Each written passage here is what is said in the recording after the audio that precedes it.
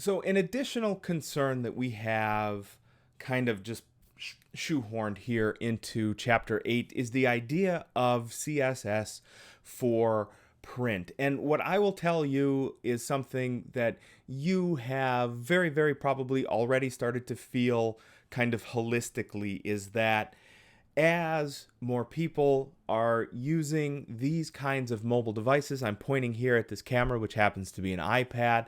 So this is a mobile device.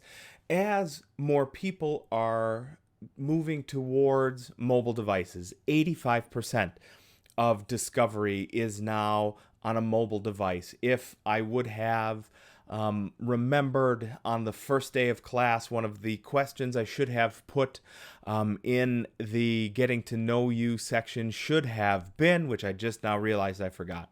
One of those questions should have been, what kind of device do you consume your content on? And invariably, we get kind of a bell curve for that, right? We start way over here on the bottom, and people say desktop. We move way over here in the middle, and people say mobile device, and then that curve comes back down, and people actually say on a laptop again. And that's really the curve that we see, not just here for our classroom, but all over the web when it comes to content consumption. But as people are consuming web in that way, they've already got it in a tablet, they've already got it in a phone, mere inches away from the tip of their nose anyway. What's the point in having paper?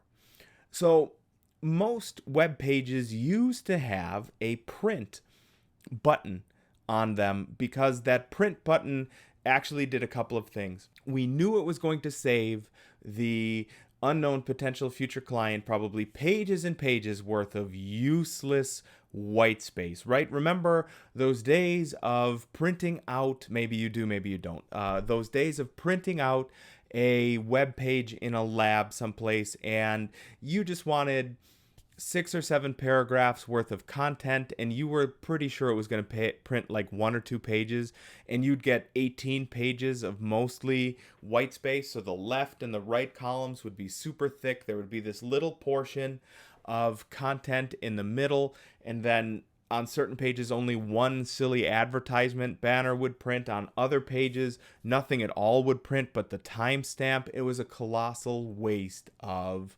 paper. I've managed labs before. I can tell you, just based on my experience, we would put in, let's say, just a regular commons lab like you would see in WTC. It's 1112, I believe, is the main, or 1110 is the main lab, rather. 1112 is the classroom.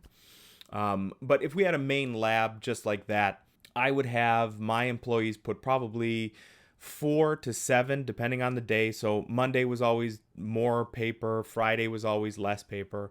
4 to 7 reams of paper in every printer in every lab across campus. So there are at least a dozen labs in our campus there at RVC.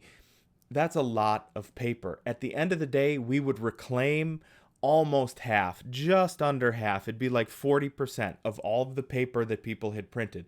It was a colossal waste. Now, that goes back 10 and 15 years now.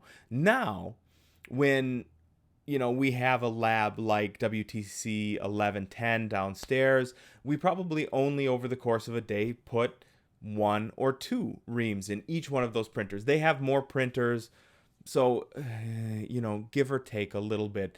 However, we're not reclaiming nearly as much in the way of recycling, and people are much more likely to recycle now. What is the difference? The difference is, with HTML, with CSS, with all of the things that you can do as a web developer with your CSS to eliminate all of those things, when you hit the print button, essentially just text and associated images come out, so that when you, as the unknown potential future client, hits print and actually didn't inadvertently hit print, you actually meant to get a paper copy, by that time what you'll see is mostly a page full of content as opposed to a page full of white space. You, the designer, are responsible for that. Now, let me also suggest a however.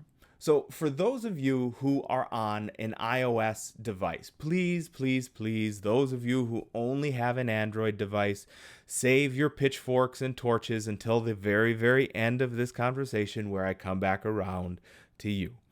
On an iOS device, if you, on any web browser page, look up at the very top in the upper left-hand corner of your URL bar, you'll see a little A with another little A. That's your reader view.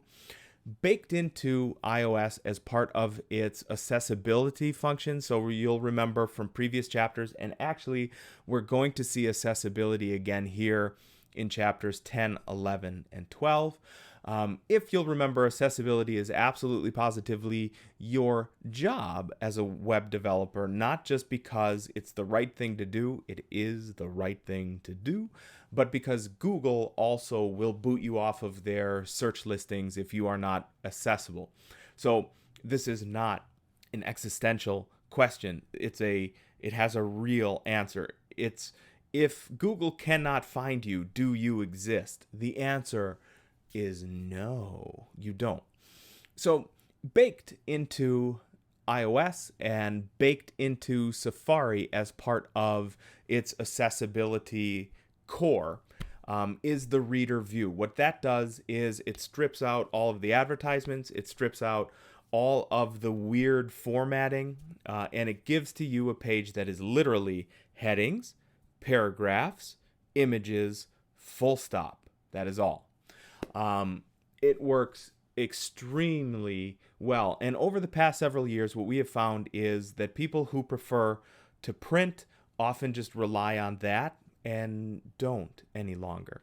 So you can see the CSS for print here before I forget.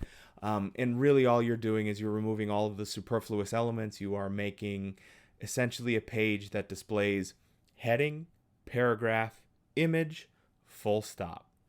Over on the Android side, things are a little more complicated. Between Chrome and all other browsers, frankly, Firefox is the best when it comes to accessibility and using that reader view. Chrome has a reader view that has to be activated, and even then, it's not fantastic. You'll remember that part of the reason for Chrome existing is that the web pages themselves are not the client. The advertisers are. You, in reading those web pages, are the product. With Firefox and with Safari, that's not the case. So Chrome is like, you want me to turn off advertisements? I'll take it under advisement. Firefox, on the other hand, is like, you want to read this page without advertisements as just heading, paragraph, image? We got you. So there is a little bit of a difference there, but printing really has shrunk substantially as part of what your clients are looking to do. But in those places where you think it's going to be pertinent to have a page that prints without all of the visual flourishes that you would have otherwise, you would simply point it to a print version of the CSS that strips that out for you.